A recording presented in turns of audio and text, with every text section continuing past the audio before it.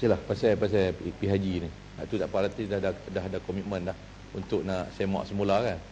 Dan saya minta Tu tak jawab lagi pasal mana? Tak, saya minta senarai tu tolong bagi kat saya tu. Senarai semua GLC tu. Okey. Baik. Yang Muhammad, saya nak tanya pasal pergi haji ni. Yang pergi tahun ini melalui TH Travel TH Travel tu berapa jumlah yang pergi melalui TH Travel ni? Satu. Yang keduanya, ada orang duk bagi tahu, saya pun tak tahu, tiba-tiba depa bagi tahu kata yang dah pidah bila dapat kali ni dia kena top up. Jadi harga tu jadi lebih daripada biasa. Saya agak terkejutlah sebab bila diberitahu bahawa sedangkan semua perkhidmatan sama ya. Dia kata semua sama. Jadi sepatutnya kalau kita katakan bahawa kita nak mengutamakan yang belum pergi, patut bagi yang belum pergi, jangan bagi dah pergi dah. Jadi kita terima juga yang dah pergi dah, tapi syarat hang boleh bagi duit lebih. Okey, jadi nampak sangat tabung haji ni nak duit lebih. Siapa hak boleh banyak lebih. Jadi saya rasa maknanya menunjukkan tabung haji masih lagi mengenepikan orang-orang yang belum pergi haji ni. Jadi tak bolehlah maknanya kalau dia nak pergi. Kalau nak pergi juga tak apa, dia pergilah melalui swasta dan sebagainya, melalui persendirian, tetapi kita tabung haji kena bagi kepada orang yang belum pergi. Tak boleh ambil lebih kepada mereka yang menyebabkan orang lain tak boleh pergi haji. Itu satu benda yang perlu dilihat tu. Terima kasih kepada Yang Berhormat. Saya minta untuk TH Travel tu sebab saya tidak ada figure di depan saya sekarang ni, saya akan bagi bertulis. Cumanya berkenaan dengan yang pergi kali kedua tapi dia kena top up. Yalah, kalau saya tak mengambil kesempatan ni pada petang ni untuk menjelaskan, dia akan mislead ataupun menyalah arahkan pandangan kenapa pula bagi juga dia pergi kali kedua. Sebagaimana yang sering kita sebutkan, ada orang yang kita benarkan juga untuk pergi kali kedua, iaitulah mereka-mereka yang pergi pada umur yang dah tua dan dia mengeluhkan mahram. Biasanya ada berlaku, bukan biasa, banyaklah berlaku gini Yang Berhormat. Dia ada banyak kes. Dia antaranya sebagai contoh, suami ni dah pergi dah, tapi kemudian bini dia mati. Dia menikah satu lagi. Bila menikah satu lagi, bini tu nak pergi. Jadi bila bini nak pergi, maka mahram yang akan mengiringi dia tu, laki dia pula bini muda Yang Berhormat, takkan nak lepaskan pergi seorang-seorang. Jadi dia minta juga untuk dia temankan. Ini termasuk di kalangan yang serupa kes tadilah, untuk dia pergi kerana menemani mahram. Ada juga kalangan OKU. OKU Yang Berhormat, dia layak kita benarkan untuk dia membawa seorang peneman kepada dia. Dan biasanya dalam rayuan dia untuk bawa peneman ni, maka kita benarkan juga. Dan biasanya juga ada peneman tu yang tak pernah pergi. Okey, selesai. Tapi oleh kerana dia menjadi peneman kepada OKU, tapi keluarga dia yang terdekat dan dia dah pernah pergi haji, tapi oleh kerana alasan dia ialah peneman kepada OKU tadi, jadi yang ni juga termasuk. Macam tu juga dengan orang yang haji ganti dan sebagainya, yang dia nak pergi, yang ni ada perkiraan yang lain. Dan begitu juga keadaan saya katakan tadi, kalau orang yang dah terlampau berumur, yang dia ni dah umur dah tua, dia buat rayuan supaya pengiring dia tadi, terutamanya kalau yang tua ni orang perempuan, pengiring dia isteri, tapi isteri dia ni dah pernah pergi dah dulu. Ni pun ada juga. Jadi oleh kerana dia dah tua berumur, jadi kita benarkan dia pergi. Tetapi oleh kerana tabung haji mengambil kira polisi kita, orang yang mendapat subsidi RM5,170 itu ialah untuk yang pertama kali haji. Tetapi orang ni dia nak pergi kali yang kedua. So perkiraan untuk dia ialah haji yang kedua tu, maka dia harus membayar harga penuh berdasarkan kos yang sebenarnya pengurusan ibadat haji bagi muassasah. Terima kasih, betul, terima kasih Awak Menteri.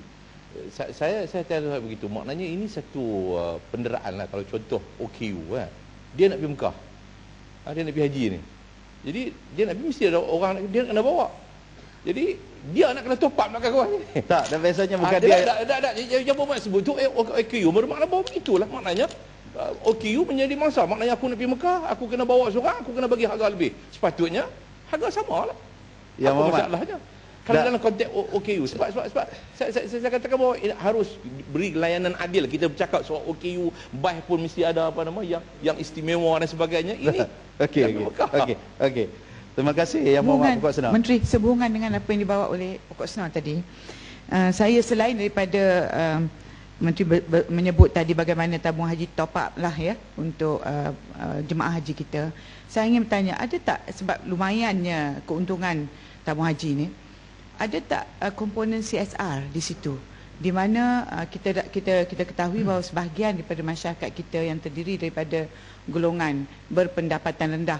Sebab saya biasa bila kita pergi haji, kita jumpa orang-orang daripada kampung, golongan susah. Kalau kita tanya dia menghimpun duit itu begitu lama untuk pergi. By the time dia nak pergi tu, orang kata tenaga pun dah tak ini dah. Jadi adakah CSR di sini memandangkan keuntungan, dan saya rasa tidak rakyat yang lain yang menabung di tabung haji tidak akan merasa marah ataupun merasa seolah-olah ia disalahgunakan, kerana mereka juga akan tumpang dapat pahala sekiranya hasil daripada tabungan mereka ini kita dapat menghantar sebahagian daripada rakyat kita yang betul-betul susah. Tak ada kena-mengena dengan siapa sokong politik mana, tidak, tetapi makna dia orang-orang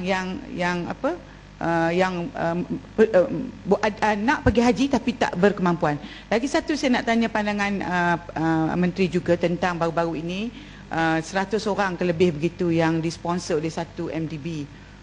Di segi bagaimana itu ya, daripada di segi apa pandangan Menteri ya,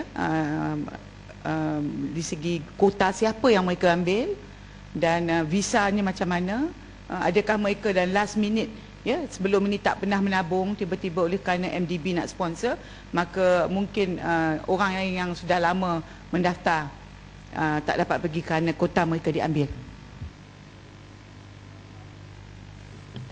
Terima kasih Pokok Senar dan juga Kota Raja.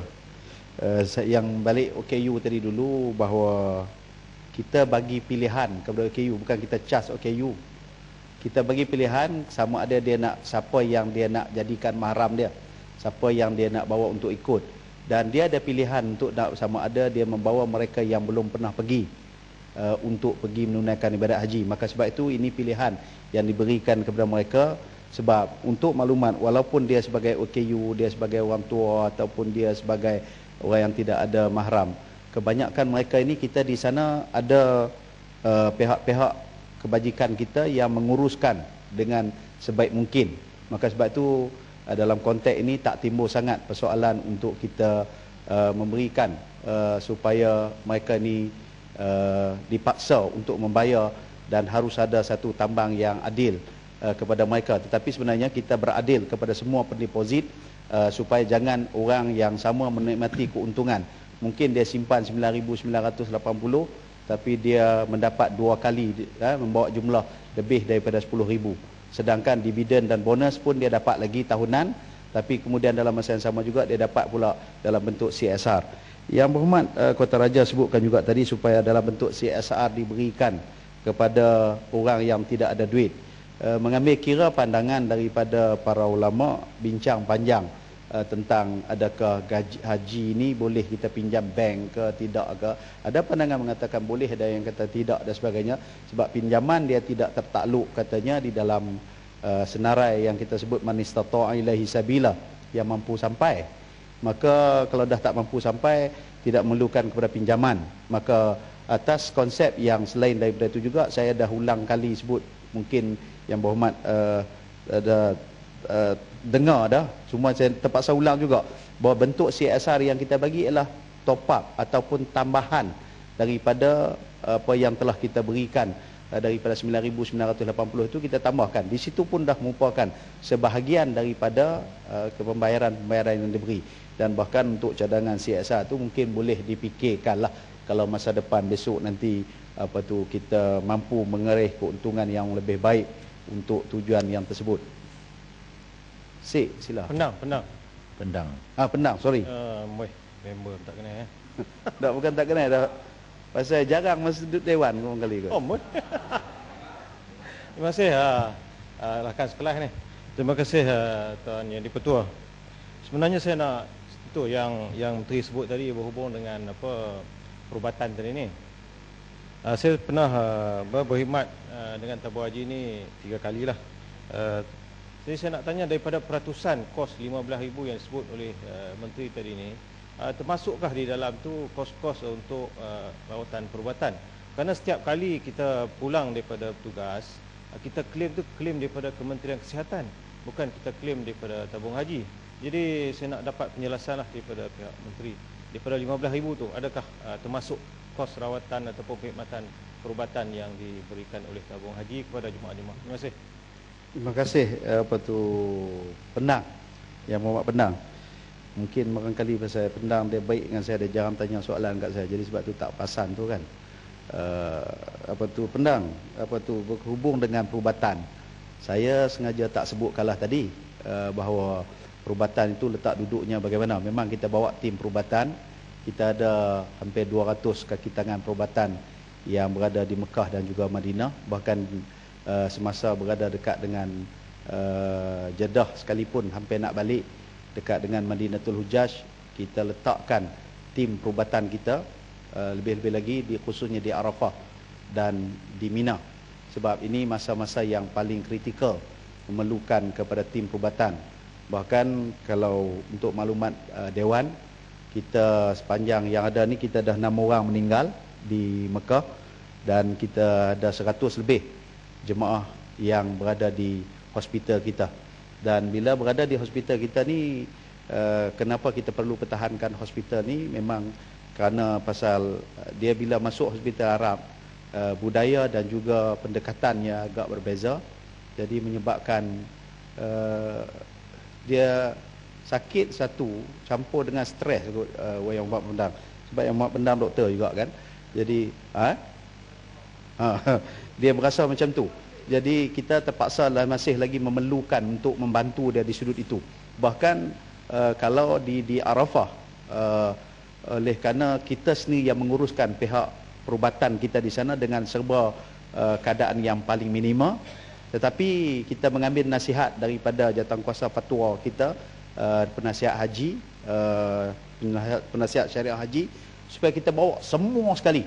Maknanya jemaah-jemaah yang dalam keadaan tolak yang memang koma, tetapi kalau yang keadaannya agak sedikit mungkin berat ke arah kritikal pun kita bawa, kerana mengikut nasihat daripada pakar-pakar syariah dan juga penasihat syariah kita mengatakan bahawa dia mesti berada seketika dalam keadaan sedar di padang Arafah, sebab kerana mengambil kira Al-Hajjul Arafah, kerana haji itu kena berada di padang Arafah. Sebab itu kita bawa dengan ambulans, dan termasuk juga oleh kerana tiap-tiap tahun saya berada bersama dengan tempat untuk jaga orang, sebab rombongan saya berada sekali dengan yang sakit dan juga termasuk yang dia hilang pemikiran. Ini bukan sikit yang Muhammad, ramai yang hilang tadi ni, dan yang hilang tu pun kita bawa juga. Dan yang ni kena one to one marking, kena jaga satu dengan satu, sebab di padang Arafah tak luas, dia boleh berjalan hilang mata. Jadi dalam keadaan yang sedemikian, kita nanti tak dulu tak habis lagi. Dalam keadaan yang sedemikian, kita terpaksa menggunakan tim perubatan kita. Dan bila sebut tim perubatan, maknanya mengambil kira untuk ubat-ubatan. Ini salah sebahagian daripada CSR yang dibuat oleh Kementerian Kesihatan, dan menggunakan ubat-ubatan bagi rakyat Malaysia yang menunaikan haji. Maka oleh kerana ini merupakan salah satu daripada ibadat, maka pihak Kementerian Kesihatan telah memberikan sokongan untuk ubat-ubatan kepada pihak tabung haji bagi membantu untuk jemaah haji kita yang berada di sana untuk mendapat perubatan dan juga belanja perubatan berdasarkan kos yang ada di Kementerian Kesihatan. Manakala bagi ubat-ubatan yang tidak ada dalam senarai peruntukan yang diberikan percuma, pihak tabung haji akan turut sama membantu menguruskan kewangan.